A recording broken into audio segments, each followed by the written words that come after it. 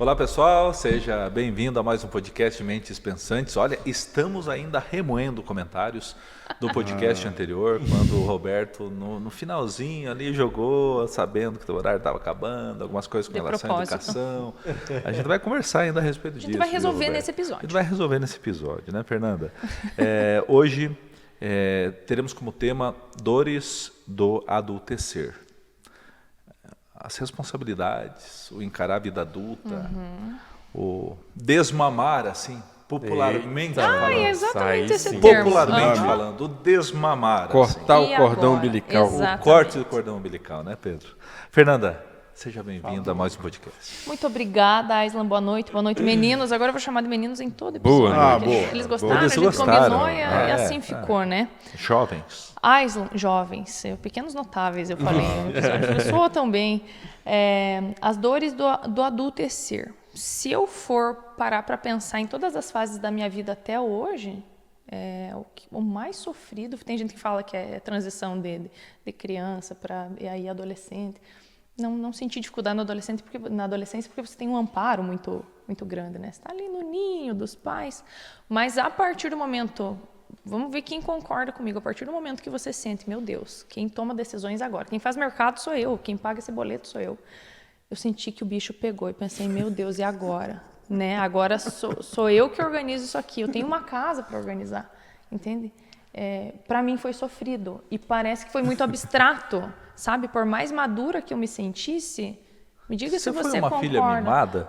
Não, ou não? Não sei. Acho que não, porque Não. eu fui Você era mais velha? A mais velha. Você assim, era mais velha. Né? Não fui a mimada, foi a minha irmã que vem logo depois de mim, né? Sobrou pra Amanda. Quem conhece o pai e a mãe sabe que a mimada lá em casa é a Amanda. Eu sempre fui a que me virava. E eu acho que justamente claro, por né? isso... Você sabe. Eu acho que foi justamente isso, por me exigir muito... É verdade, vou deixar essa discussão pro final de semana. Por exigir muito de mim, que eu pensei, nossa, vai ser fácil virar adulta. E não, mas, nossa, esses dias eu falava com uma amiga e eu pensei como foi sofrido, como foi abstrato para mim, sabe? Tá, e agora? Beleza, na minha cabeça eram fases que ia ser tudo bem certinho, mas foi confuso. Se eu pudesse resumir, foi confuso para mim, o adultecer. Eu já entendi a conexão que você quer causar nesse tema. Falei só um pouco, né? Não, só porque agora eu vou dar boa noite aí para o Pedro. Eu acho que é muito de cada um, né, Pedro? Cada um entrou para a fase adulta de uma forma, de acordo com a construção ali da base que teve na adolescência, no início, inserção no mercado de trabalho e tudo mais. Dá para entender um pouco já o lado da Fernanda, mas quero saber de você também, quando a gente fala desse tema dores do adultecer, foi difícil para você no momento que você se viu responsável por tudo? Sim, cara, foi difícil. Eu acredito que é difícil para todo mundo, né? Na verdade, é um choque de realidade que você recebe, né? Porque, no meu caso, não foi nem tanto, igual dando o exemplo que a Fernanda deu, do pagar o boleto, do fazer a feira de casa. Não, isso para mim não foi algo assim tão sério. Talvez o mais sério foi cortar cordão umbilical.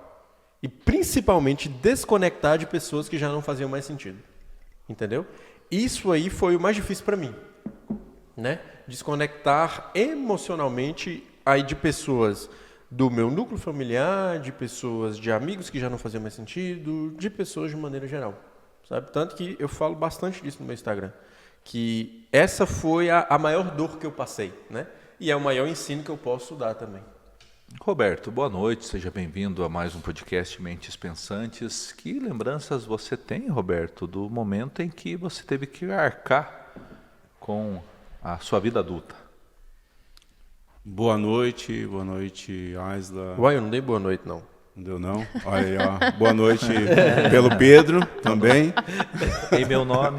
Em meu nome. Em tempo. Representando o Pedro. Nós dois estamos na mesma esquema aqui, então tá tudo certo. Aparece, você apareceu, sempre. Pois é, a minha foi um pouquinho diferente. Eu tive que assumir algumas responsabilidades muito cedo. Muito de criança, né? E eu vou falar isso até porque assim, a gente acaba atingindo várias pessoas, né? E meu pai foi um homem assim que largou a responsabilidade da família muito cedo. Se envolveu, começou assim, se envolver com vício de bebida e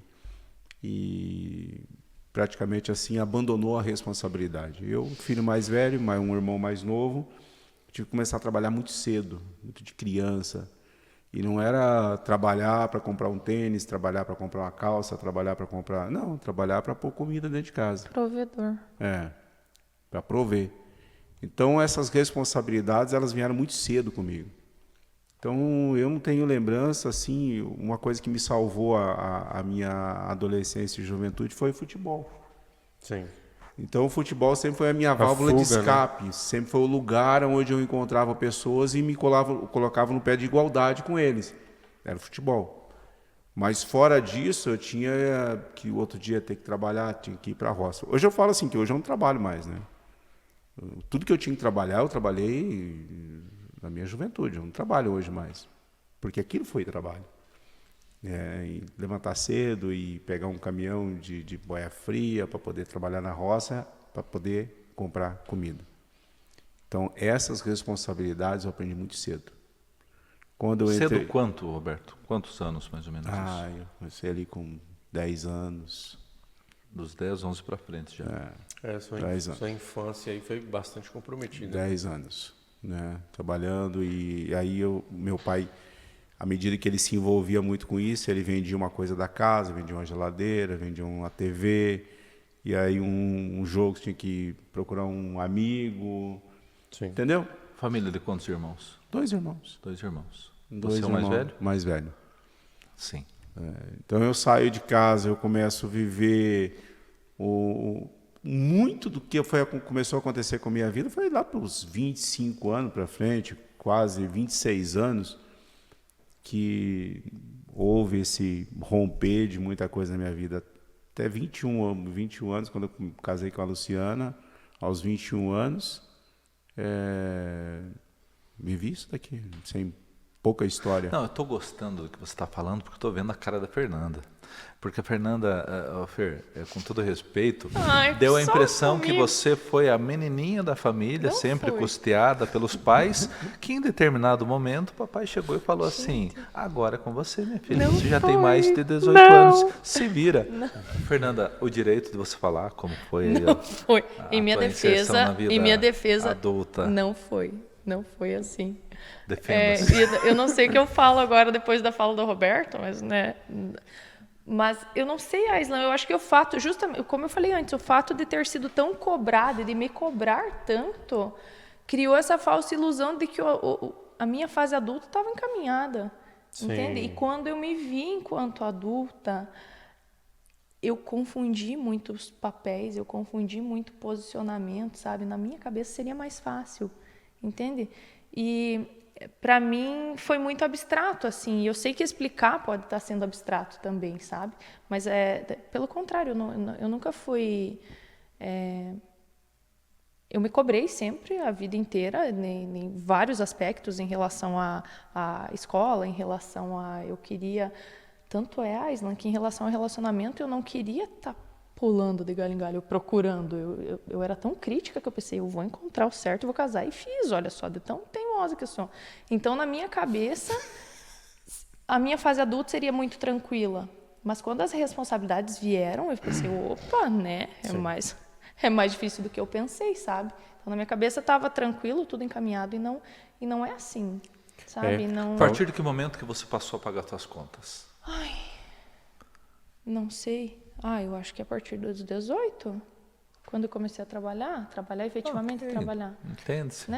Talvez Inserção seja da vida porque adulta mesmo. Fernanda, ela, quando ela fala isso, era como se assim... Concretizei se o que ela provocou ali, né?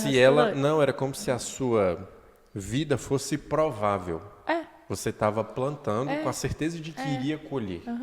No caso, no exemplo meu e de Roberto aqui, talvez a gente veio da improbabilidade. Né? Então a gente veio de uma realidade que nós esperávamos chegar onde chegamos, mas no fundo a gente não acreditava assim que ia chegar. E chegaram. Isso. Isso, Entendeu?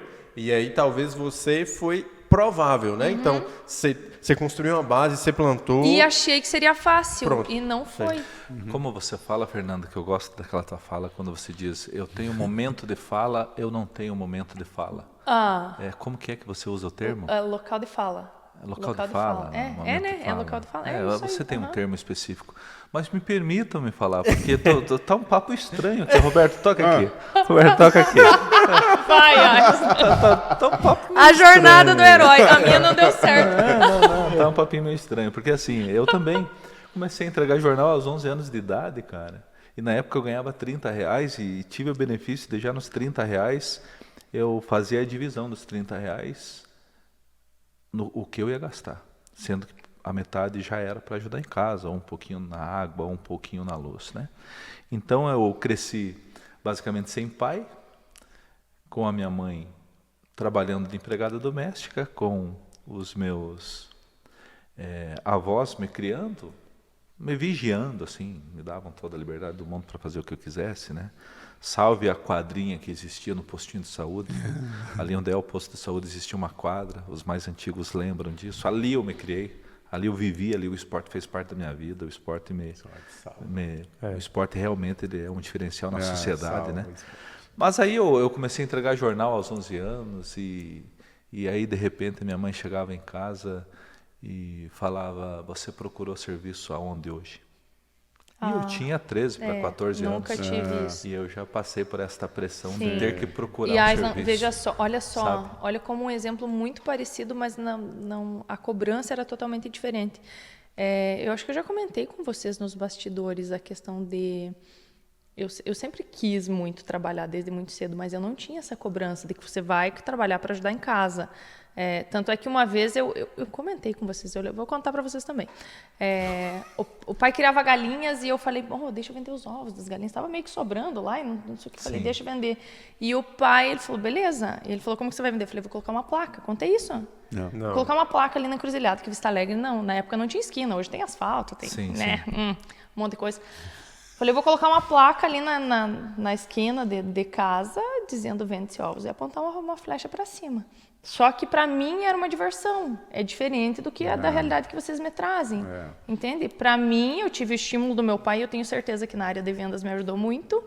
O pai deu uma tabuinha e a gente fez de giz de cera, vende-se ovos. Daí os vizinhos acharam bonitinho lá e comprava, a gente vendia. Na época, R$2 a dúzia de ovos. Veja só como... Né? Inflacionou. E assim, só que a naturalidade que eu tinha me ajudou muito. Eu tenho certeza que essa questão te ajudou muito também. Mas eu não tinha essa cobrança, realmente. Não tinha essa cobrança de vai ajudar em casa. Mas você sabe, Pedro, que eu acho que tudo deixa seus traumas. Sim, claro. Tudo tem os benefícios e os malefícios, né? Então, assim, quando eu falo que eu fui cobrado muito cedo para trabalhar, e até o ponto que aí, Roberto, na época, aí o meu primeiro emprego diário, digamos assim, aí sim foi trabalhar no supermercado. Uma das maiores experiências da minha vida. Eu tiro o chapéu para as pessoas que trabalham em supermercados aí, porque eu digo que é uma experiência única na vida da gente. A gente passa ali pelos perrengues, assim, que depois... Não sei o que mais vai ter de tão maçante de horário, algumas cobranças, algumas coisas, uma rotina psicologicamente cansativa e fisicamente cansativa também. Não sei se outras coisas serão... Isso, né? Não posso falar serão piores do que isso, mas eu digo assim, a pessoa vai se adaptar fácil a outros momentos e outros desafios da vida dela depois que passar por uma experiência de trabalhar em supermercado. Porque, Fernanda, quando você traz o tema dores do adultecer, eu entendo que são as dores que a pessoa vai tendo quando ela assume as responsabilidades. No caso meio do Roberto, percebe-se que a gente teve já isso muito cedo e passou meio batido.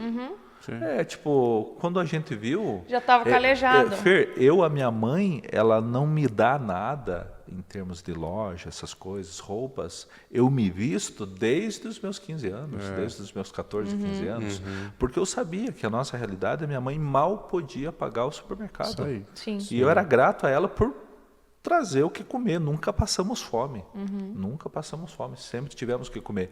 Agora, se dá o luxo de pensar em outras coisas? Jamais. Então, você aprendeu a correr atrás, né Roberto?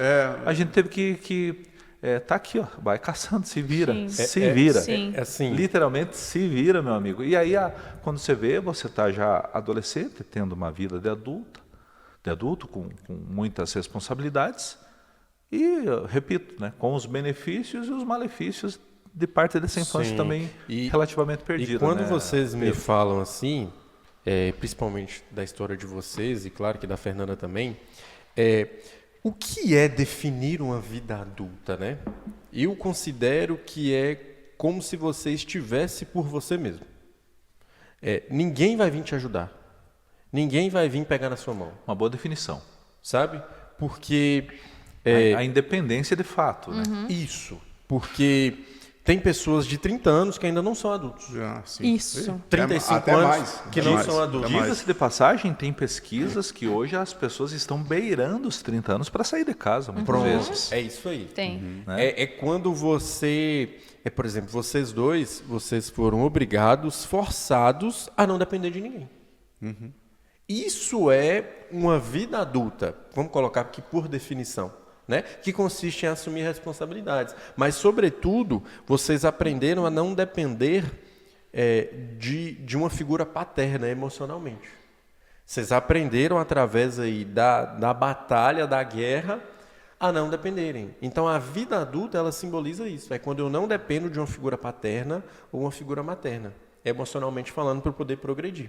Entendeu? Então, tem muitas pessoas que têm 35 anos, 40 anos, que ainda não viraram adultos. Por quê? Porque ainda dependem emocionalmente da figura paterna e da figura materna. Já pagam boletos, já têm responsabilidades, mas eles sabem que se der um BO, tem alguém para Tem ajudar. para onde correr. Uhum. Tem E pra onde precisam correr. de, Então, precisam a de vida direcionamento, né? A vida adulta ela é definida Tem por até, isso, sabe? Pedro, até engraçado porque quando o Guilherme nasceu, então nós não tínhamos essa questão hoje, né? Os avós vão para casa e fica aquela coisa, ou vem, né? Então era eu e a Luciana que tinha que se virar. E aí uma revistinha, acho que era até do posto de saúde, e à noite a gente lia a revistinha como que fazia para dar banho, como que fazia para isso, para aquilo, para trocar, era a fralda de pano, né? E aí nós líamos aquela revista à noite e quando o Guilherme nasceu, nós encaramos toda essa responsabilidade ali de fazer isso.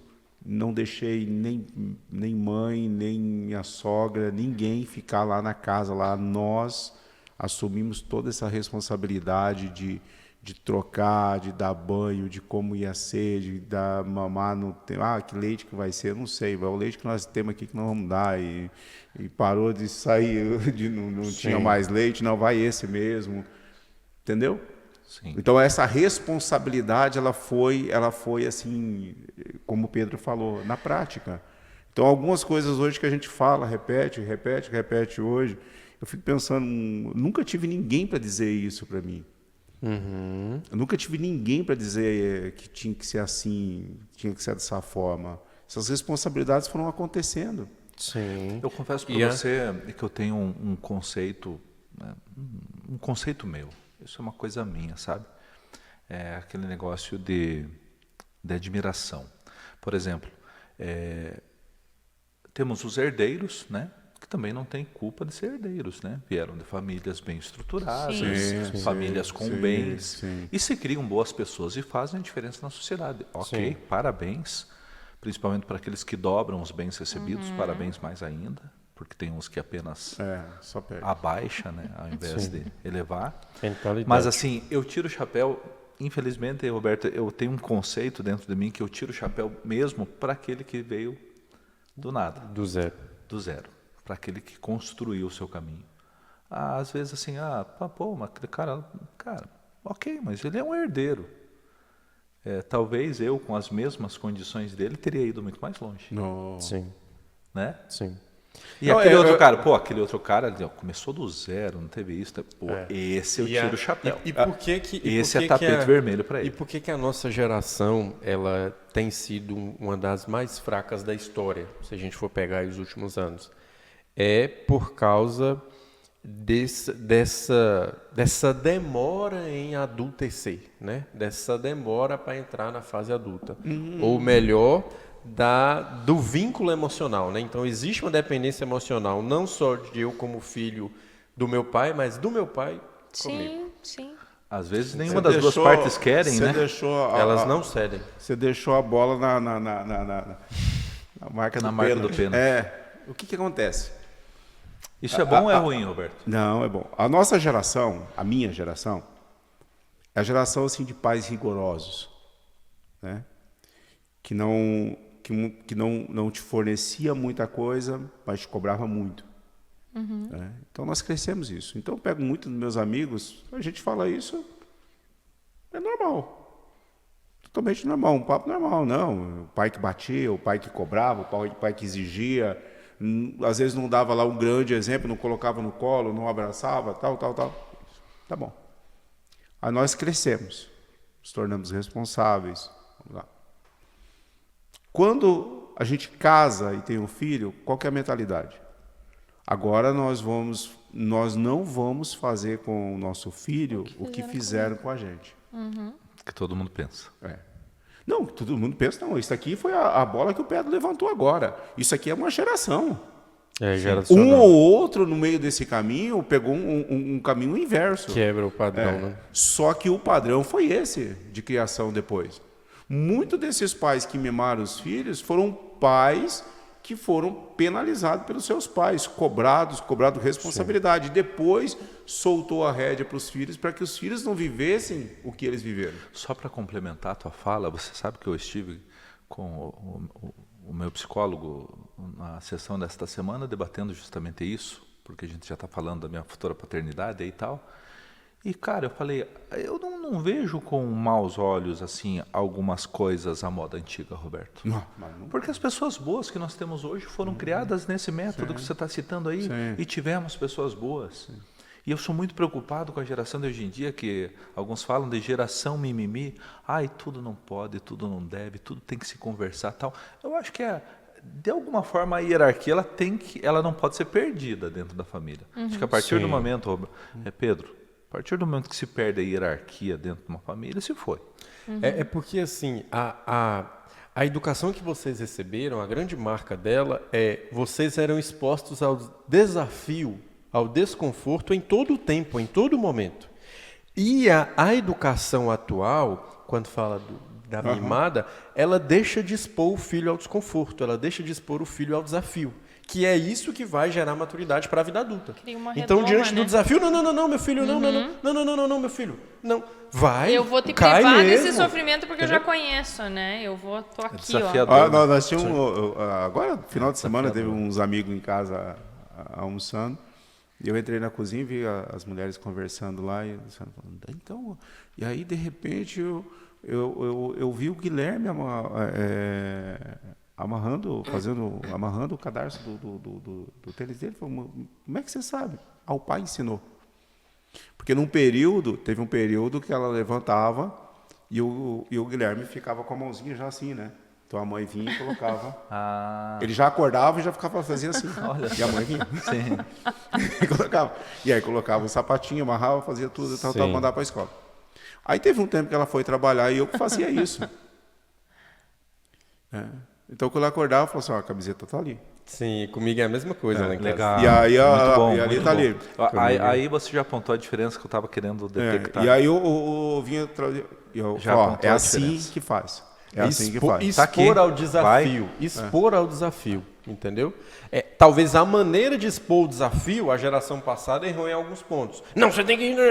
Sim. Mas qual que é a base? Expor a criança ou adolescente ao desafio. Deixar que caminhe, né? Deixar que caminhe. Vai, você pode ir. Expor ao desafio. Que hoje é o que cada vez tem menos, né? Caiu, o menino caiu, tá tudo certo, ele vai levantar. Entende? Expor ao desafio. Isso, Pedro. Talvez essa seja a maior marca da vida adulta. Por isso que é a geração mimimi. Porque diante do desafio, cadê papai? Cadê mamãe? Sim. Diante do problema, não, mas me demitiram, acabou meu dia. Como assim?